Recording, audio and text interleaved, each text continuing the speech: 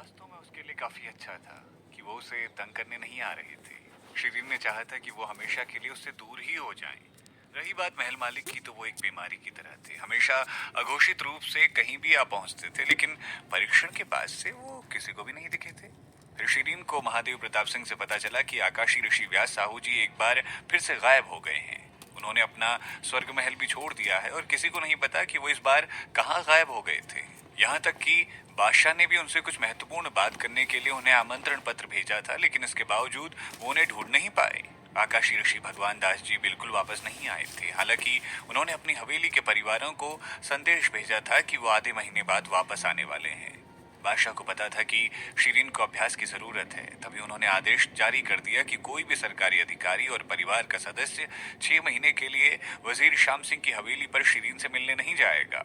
शिरीन का जीवन आखिरकार शांतिमय स्थिति में वापस लौट गया था, यद्यपि अस्थायी रूप से ही सही। पता भी नहीं चला और पलक झपकते ही 1 महीना बीत गया।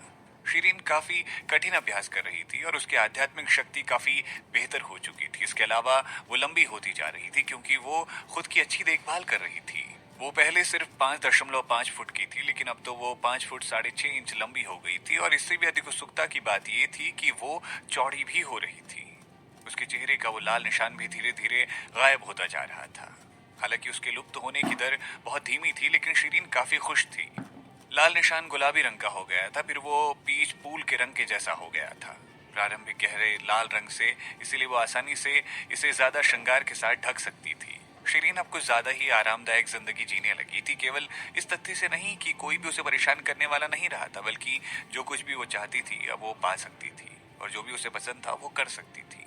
एकमात्र अव्यवस्था की बात यह थी कि दृढ़ पत्थर कंगन का अभी तक जागना बाकी था। ऐसा लग रहा था कि उसे नींद की लत लग गई हो। यदि उसे कुछ दिखाने के लिए बुलाया ना जाए तो वो कुछ नहीं कहता था। शिरीन कई बार उससे बात सिर्फ इसीलिए करती थी क्योंकि उसे लगता था कि कहीं ये उच्च वोल्टेज की बिजली से टूट न गया हो। और तो और, जब तक दृढ़ पत्थर कंगन नहीं जागता था तब तक शिरीन अपनी पवन प्रतिभा का अभ्यास नहीं कर सकती थी। वो हर जगह ऐसी किताबों को तलाश रही थी जिनसे वो पवन प्रतिभा के बारे में पढ़ सकती हो, जिनमें आकाशी ऋषि भगवान दास जी की जगह भी शामिल है, लेकिन उसे वहां जाकर कोई भी फायदा नहीं हुआ। वो बहुत चिंतित थी, लेकिन वो कुछ भी नहीं कर सकती थी। एक रात वो सपना देख रही थी। उसने सपना देखा कि वो एक पहाड़ के चारों ओर घूम रही है और एक गुफा में घुस गई। प्रवेश करने के बाद उसे लगा कि वो उस गुफा से परिचित है और उसे याद आया कि जिसे उसने बारिश के वक्त छुपने के लिए इस्तेमाल किया था जब वो पहली बार इस दुनिया में आई थी। ये वही गुफा थी जहां उसे वो लकड़ी की सुंदर सी प्रतिमा मिली थी और उसने उनके कपड़ों को छीन लिया था। वो फिर से उसी गुफा में जाने की उम्मीद नहीं कर रही थी, इसीलिए वो अंदर जाकर ये देखना चाहती थी क्या लकड़ी की प्रतिमा अभी भी वहां आसपास है या नहीं। वो अंत में अंदर गई और उसने देखा कि नक्काशीदार लकड़ी की प्रतिमा वहीं है। वो अभी भी बादलों के रूप से सफेद कपड़े पहने हुई थी, झरने की तरह लंबे बाल लहरा रहे थे और वो धुंध से घिरी हुई थी। सिर्फ एक फर्क था, इस बार उसने एक भयावह मुखौटा भी डाल रखा था जो ऐसा लग रहा था कि वो किसी को भी डर से ठंडा कर देगा। वो प्रतिमा बिल्कुल सीधी थी और उसकी स्थिति भगवान जी की तरह सीधे बैठने वाली थी। शिरीन अभी भी उसे वहां देखकर उत्सुक थी। हालांकि वो अभी सपना देख रही थी और वो उत्साहित थी जब उसने देखा कि लकड़ी की प्रतिमा अभी भी वहां थी। वो जल्दी से उसके पास गई और उसके नकाब को देखती रही। वो उन सामग्रियों से बनाया गया था जिसे उसने पहले नहीं देखा था और वो झिलमिला रहा था। क्योंकि शिरीन गुफा में अकेली थी, वो नकाब उतारना चाहती थी। इससे पहले कि वो उसे छू पाती, उसे अचानक एक ठिठुरन महसूस हुई और उसकी दिल की दर अचानक बढ़ना शुरू हो गई। प्रतिमा से निकलने वाली तीव्र आभा उसे महसूस हुई। हैरानी की बात यह थी कि उसने देखा कि उस प्रतिमा की आंखें सीधे उसकी आंखों की जोड़ी से मिल रही थी जो अभी अभी खुली थी। शिरीन, क्या लकड़ी की प्रतिमा जीवित थी? नहीं, वो एक लकड़ी की प्रतिमा नहीं थी, वो एक जीवित व्यक्ति था। नहीं, वो एक लकड़ी की प्रतिमा भी नहीं थी, वो एक जीवित व्यक्ति था। वो कुछ कदम पीछे हट गई और एक विचार ने उसके दिमाग में दस्तक दी और वो बोली, आप पवित्र भगवान जी है ना? ये उस क्षण जब शिरीन को एहसास हुआ कि यद्यपि उनके बाल मार्बल और चांदी के सफेद रंग के थे, वो वास्तव में असली थे। लेकिन उनकी एक धारणा थी जिसने उसे सोचने के लिए गुमराह किया कि वो एक लकड़ी की प्रतिमा है। उसकी आंखें अप्रत्याशित रूप से गहरे समुद्र की तरह धुंधली हो गई और उनमें से एक ईश्वरीय रोशनी निकली। उनकी ये प्रेरित करने और तनाव पैदा करने वाली रोशनी देखकर लोग उनकी पूजा करने लग पड़ते थे। वो एक बादल पर बैठे भगवान की तरह थे और किसी को भी सिर्फ एक नजर के साथ दबाव में बक्सुआ बना सकते थे। आम लोगों का उनकी तीव्र आभा के साथ दमन होने के बाद वो जल्दी ही शांत हो जाते थे, लेकिन शिरीन ने कभी किसी की पूजा नहीं की थी और वो किसी भी भगवान या भूत पर विश्वास नहीं करती थी। यद्यपि उसका दिल तेजी से धड़क रहा था और उस समय उसके माथों के छिद्रों से पसीने की बूंदें टपक रही थी, लेकिन फिर भी उसने अपने घुटनों तक पे उसे नहीं गिराया था। उसने केवल अवचेतन रूप से कुछ कदम पीछे की ओर लिए थे। उसे घूर रहे थे और उनकी आंखें भावहीन थी। शिरीन के दिल ने एक धड़कन गवा दी। यद्यपि वो दोनों काफी करीब खड़े थे, एक दूसरे से केवल 3 से 4 मीटर की दूरी पर, वो उनके चेहरे को स्पष्ट रूप से नहीं देख सकती थी। वो तो उनके नकाब की नक्काशी को भी नहीं देख सकती थी। जितनी मर्जी वो अपनी आंखें चौड़ी करने की कोशिश कर ली, वो फिर भी उन्हें नहीं देख सकती थी। ऐसा लग रहा था कि वो कुछ छिपाने के लिए उसे इस्तेमाल कर रहे थे। मुझे अतिचार के लिए खेद है, वो इस सब के बाद दूसरे के स्थान पर आकर अतिचार ही कर रही थी, इसलिए उसे लगा कि उसे माफी मांग लेनी चाहिए। मैंने तुम्हें यहाँ बुलाया, वो आखिर में बोले और उनकी आवाज बहते हुए पानी की तरह थी, बहुत ही ज्यादा चुंबकीय और मधुर। शिरीन हैरान रह गई। क्या आपने बुलाया है? उन्होंने उसे देखा और कहा, इसमें इतना हैरान होने वाली बात क्या है? थोड़ी सी हैरानी तो होती है। शिरीन ने कबूल करने के लिए अपना सर हिलाया। क्योंकि आप खुद को पवित्र भगवान जी की शिष्या कहती हैं, तो आप मुझे देखकर झुक क्यों नहीं रही हो? उन्होंने उदासीनता और ठंडे स्वर में बात की। शिरीन ने उत्तर दिया, मुझे खेद है, मैंने कभी खुद को पवित्र भगवान जी की शिष्या नहीं कहा, लेकिन किसी और ने कहा था। बाकी मुझे कुछ पता नहीं। ये किसने कहा था? उन्होंने ठंडे स्वरों में पूछा। उनकी आभा बिल्कुल बर्फ के समान ही ठंडी थी। महल मालिक का सिलहुट शिरीन के दिमाग में घूमने लग गया और उसने थोड़ा नीचे की ओर देखा और जवाब दिया, ये किसी से संबंधित नहीं, या शायद मुझे गलतफहमी हो गई थी। यदि आप किसी को दोषी ठहराना चाहते हैं तो आप मुझे दोषी ठहरा सकते हैं। महल मालिक ने यह सब उसे बचाने के लिए कहा था, इसीलिए वो उन्हें धोखा नहीं देना चाहती थी। आपको कैसे गुमराह किया गया था? उन्होंने दृढ़ता से पूछताछ की। शिरीन का दिल तेजी से धड़क रहा था, हालांकि वो बेहद शांत दिख रही थी। मैंने बिजली के सांपों के सभी रंगों को अवशोषित किया और 7 रंगों वाली रोशनी को सर्जित किया। मुझे लगा कि ये आपकी युद्ध कला की तकनीक के समान है। मैंने सुना है कि आपने दावा किया है कि मैंने आपके सपने में आकर आपको युद्ध कला की तकनीक सिखाई है। क्या ये सब सच है? उन्होंने कमल की मेज पर हल्के से थपथपाया और उदासीनता से कहा, मैं पूरा सच सुनना चाहता हूँ। शिरीन तेजी से सोच रही थी कि शिरीन समझ गई थी कि उन्होंने खुले स्वप्न मैदान पर होने वाली हर एक चीज के बारे में सुना था, क्योंकि वो इस दुनिया के पहले देवता ने ही थे। वो आसानी से ठगे नहीं जा सकते थे। इसके अलावा वो कभी भी उसकी जान ले सकते थे। शिरीन ने नीचे की ओर देखा और सीधा जवाब दिया, ये मेरे सपने में हुई एक गड़बड़ थी। मैं स्पष्ट रूप से याद कर सकती हूँ कि कोई मुझे युद्ध कला तकनीक सिखा रहा था, लेकिन अगर वो आप थे तो मुझे याद नहीं है। लेकिन आप मेरे कपड़ों को बिल्कुल एक जैसा चित्रित कर पा रही थी। क्या आपने पहले मुझे कभी देखा है? शिरीन को सरदर्द महसूस हो रहा था, क्योंकि उनके सवाल ज्यादा से ज्यादा मुश्किल होते जा रहे थे। उसने अपने होठों को शुद्ध किया और सच्चाई को आंशिक रूप से प्रकट किया। हाँ, मैं अपने सपनों में इस गुफा में आई हूँ और एक लकड़ी की प्रतिमा को भी देख चुकी हूँ। मुझे केवल इतना पता है कि वो मूर्ति आपकी तरह दिखती थी, पूरी तरह। एक लकड़ी की प्रतिमा? सच्ची? क्या आपको यकीन है कि एक प्रतिमा ही थी? वो काफी रुचि लेने लग गए थे उसकी बातचीत में। वो इस बारे में अनिश्चित कैसे हो सकती है? उसने खुद उस प्रतिमा को छुआ था। मुझे यकीन है, मैंने उसे स्वयं देखा और जांचा था, शिरीन ने कहा। तुमने क्या देखा और क्या जांचा था? शिरीन को प्रभु का यह सवाल किसी वजह से अजीब सा लगा और वो थोड़ा सा डर महसूस करने लग पड़ी। उसकी बनावट? मैंने उसे अपने हाथों से महसूस किया था, शिरीन ने स्पष्ट रूप से उत्तर दिया। क्या आप सुनिश्चित हैं कि वो एक लकड़ी की प्रतिमा थी और वो कोई वास्तविक आदमी नहीं था? शिरीन एक पल के लिए स्तब्ध रह गई और सर हिलाते हुए उसने कहा, हाँ बिल्कुल, एक वास्तविक आदमी को लकड़ी की प्रतिमा से अलग करना आसान था।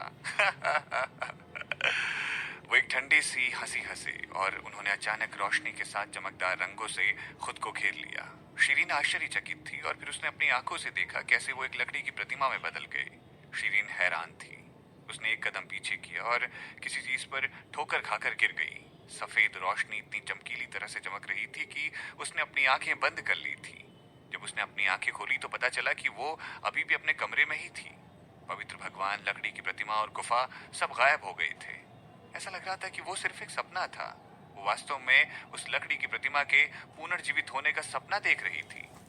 ये एक पवित्र मूर्ति के वापस पहले पवित्र भगवान में बदल गई थी और फिर वापस मूर्ति में वो बैठ गई, लेकिन उसका दिल अब तेजी से धड़क भी रहा था। उसने अपना माथा रगड़ा और उसके दिमाग में एक विचार आया। क्या वो लकड़ी की प्रतिमा जिसको उसने उस दिन छुआ था, क्या वो सच में एक असल आदमी थे? वो भी कोई ऐसा वैसा आदमी नहीं, साक्षात पवित्र भगवान। ये नहीं हो सकता था। वो लकड़ी की प्रतिमा असली आदमी कैसे हो सकती थी? उसने इस समय इस तथ्य को अच्छे से सत्यापित किया था। प्रतिमा का हर हिस्सा लकड़ी से बना हुआ था और एक नियमित आदमी की त्वचा जैसा उसमें कुछ भी महसूस नहीं हो रहा था। ये वास्तव में एक लकड़ी की प्रतिमा थी। क्या वो लकड़ी की प्रतिमा एक आध्यात्मिक प्रतिमा थी? एक पल के लिए विचार करने के बाद उसने अपना सर हिला दिया। ये सब सोचने के बावजूद ये बस एक बेतुका सपना था। इस प्रकार उसके लिए इस सपने का विश्लेषण करना काफी ज्यादा मूर्खतापूर्ण था। हालांकि वो ऐसा सोचती थी कि उसे लगता था कि ये किसी वजह से एक अजीब सा सपना था। बाहर पहले ही भोर हो गई थी। उसने अपने कपड़े पहनने के लिए खुद को उठाया और कुछ चीजें बांधने के लिए वो उस गुफा की ओर चल दी। उसकी याददाश्त बहुत अच्छी थी, इसीलिए वो जल्दी से उसे ढूंढने में सक्षम थी। हालांकि वो बहुत दूर स्थित थी। गुफा अभी भी उसे गुफा की तरह दिखती थी जिसे उसने पहले देखा था। वो चट्टान के बीच में थी जो दर्पण की तरह चिकनी थी, इसीलिए कोई भी आसानी से उस पर चढ़ सकता था और गुफा में जा सकता था। अगर वो टेलीपोर्ट नहीं कर पाती तो वो उस दिन बारिश से बचने और प्रतिमा से मिलने का मौका बिल्कुल भी नहीं पा पाती। वो एक पल के लिए चट्टान से नीचे जमीन पर देख रही थी। उसके दिल की धड़कन सामान्य से थोड़ी तेज थी। क्या वो लकड़ी की प्रतिमा अभी भी आसपास है? क्या वो वैसा ही होगा जैसा उसने अपने सपने में देखा था? ये उनके चेहरे पर एक मुखौटे के साथ अच्छी तरह से छिपा हुआ है। वो ध्यान से सुन रही थी और ये सुनकर वो चौंक जाती थी कि गुफा के अंदर कुछ हलचलें सुनाई दे रही थी। बेशक वो आवाजें बहुत नरम और स्पष्ट लग रही थी। कोई भी इसे ध्यान से सुने बिना नहीं सुन सकता था। क्या ये उस लकड़ी की प्रतिमा को संभवतः पुनर्जीवित किया गया था? क्या पवित्र प्रभु अंदर ही होंगे? उसने अपनी उंगलियों को थोड़ा सा हिलाया और महसूस किया कि उसका सपना बिल्कुल भी सरल नहीं था। वो हमेशा से साहसी रही थी। दृढ़ संकल्प के साथ उसने अपने टेलीपोर्टेशन तकनीक से नहीं बल्कि युद्ध कला तकनीक के साथ प्रवेश द्वार की तरफ खुद को धकेल दिया। 1 महीने के लिए अभ्यास करने के बाद उसने बहुत कुछ पूरा कर लिया था और अपने पिछले जीवन की युद्ध कला की क्षमताओं के लगभग 50% दोबारा पा लिया था। 100 मीटर ऊंची इस चट्टान पर वो अपने पैरों से कुछ ही पलों के बाद जल्दी से गुफा में जा सकती थी। गुफा को इस तरह से स्थापित किया गया था कि वो व्यापक दिन के उजाले के बावजूद बहुत अंधेरी थी। सौभाग्य से उसके पास पहले से ही बेहतर आध्यात्मिक शक्ति थी, इसीलिए वो अंधेरी गुफा में स्पष्ट रूप से देख सकती थी। गुफा की दीवार पत्थरों की तरह खुरदुरी और अनियमित थी। शीरीन को अचानक से एक बात संक्षेप में याद आई कि वो गुफा की वो अतिचार उसे अच्छे से याद नहीं थी। गुफा की दीवार सपाट और साफ सुथरी थी, जैसे वो मानव निर्मित हो। गुफा की गहराई में एक मंडप भी स्थित था, जबकि उस मंडप के बीच में लकड़ी की प्रतिमा भी थी। वो गुफा में चली गई और रोशनी इतनी कम हो गई कि वो अपनी अच्छी दृष्टि के बावजूद स्पष्ट रूप से नहीं देख पा रही थी। क्या उसने गलत गुफा में देखना शुरू कर दिया था? शीरीन ने अपना शरीर मोड़ दिया और बाहर जाने के लिए आगे बढ़ी। अचानक उसे ऐसा लगा कि जैसे कोई उसे देख रहा था और अचानक वो फिर पीछे की ओर मुड़ गई। उसे हवा में लहराती लालटेन की एक जोड़ी नजर आई और हरी लालटेन की एक और जोड़ी। प्रत्येक लालटेन एक चाय पत्ती के आकार जितनी थी। इतना हरा रंग, ये काफी भयानक लग रहा था। शीरीन घबरा गई थी। उसके माथे पर पसीना बह रहा था। वो लालटेन नहीं बल्कि एक क्रूर जानवर की आंखें थी। एक तेज हवा का झोंका अचानक उसकी ओर बढ़ा। ये लालटेन सी आंखों वाला जानवर उसकी ओर झपट पड़ा। 1 घंटे बाद शीरीन एक पत्थर पर बैठी हुई थी। उसने अपनी गंदी आस्तीन को इस तीव्र लड़ाई के बाद बांध लिया था और फिर अपने बालों को भी बांध लिया था और एक सींग वाले विशालकाय सांप को मारने में वो कामयाब हो गई थी और उसके ऊपर खड़ी होकर वो जीत का जश्न मनाने लगी। उसने महसूस किया कि उसके पैर अब कमजोर महसूस कर रहे थे। उसे पता नहीं था कि वो किस प्रकार का सांप है। ये लगभग 50 मीटर लंबा था और एक कटोरी जितना मोटा था। अप्रत्याशित रूप से उसके सर पर एक तेज बड़ा सींग था। ये जहर, तरल गैस और यहाँ तक कि आग भी छोड़ सकता था।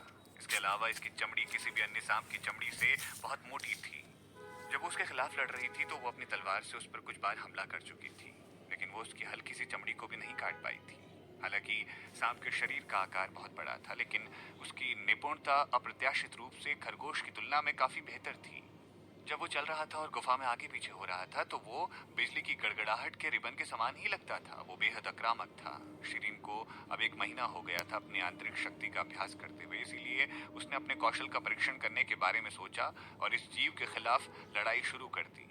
वो कुछ अजीब युद्ध कलाएं भी जानती थी और अपेक्षाकृत अच्छी आंतरिक शक्ति के साथ वो आसानी से अपने दृढ़ पत्थर कंगन द्वारा सिखाई गई युद्ध कला तकनीक और टेलीपोर्टेशन का भी इस्तेमाल कर सकती थी। इसीलिए वो सांप के चारों ओर घूमकर गायब हो गई और उसने अपने आप को अचानक उसके बाईं ओर, उसके दाईं ओर, उसके ऊपर और उसके नीचे उजागर किया और उसको भ्रमित कर दिया और चक्कर में ला दिया। इसीलिए वो उसकी तेज चाल के बावजूद अपनी तलवार से उसे कई बार मार सकती थी। लगभग 1 घंटे के बाद शीरीन ने आखिरकार उसकी कमजोरी का पता लगा लिया और उसके मस्तिष्क को अपने मुंह के माध्यम से छुरा घोंपकर उसे मार डाला।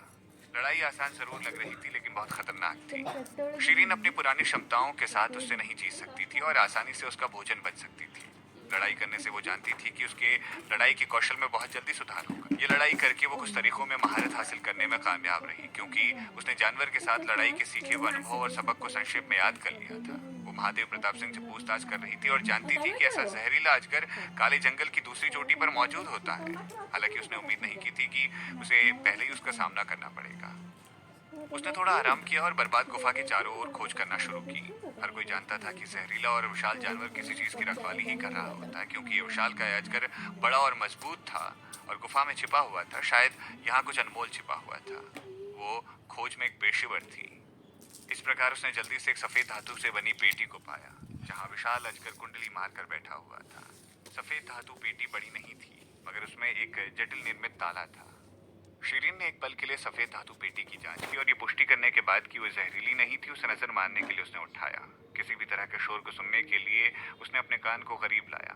उन्होंने महसूस किया कि उसके भीतर कुछ पतला सा था। ऐसा क्या था जिसकी रखवाली जहरीला अजगर कर रहा था? क्या ये औषधि पौधा था या कुछ कीमती हो सकता था? सफेद धातु पेटी का कठिन ताला बेहद जटिल था, लेकिन ये शीरीन जैसी दिग्गज के लिए कोई बड़ी बात नहीं थी। इसे खोलने में उसे कुछ ही समय लगा और उसके आवरण को खोलने के लिए उसमें एक पतली छड़ी का इस्तेमाल किया गया। कोई छिपा हथियार या कोई भी तंत्र नहीं था जो जहर को गोली मारता हो। तो वो एक नजर ताले की ओर देखी और एक करीने से मुड़े हुए रेशम की चीज देखी। रेशम का रंग पुराना और लुप्त हो रहा था। जाहिर है ये कम से कम कुछ साल पुराना था। ये पुष्टि करने के बाद रेशम की चीज जहरीली नहीं थी। शीरीन ने रेशम निकाला और धीरे धीरे किताबों को खोला।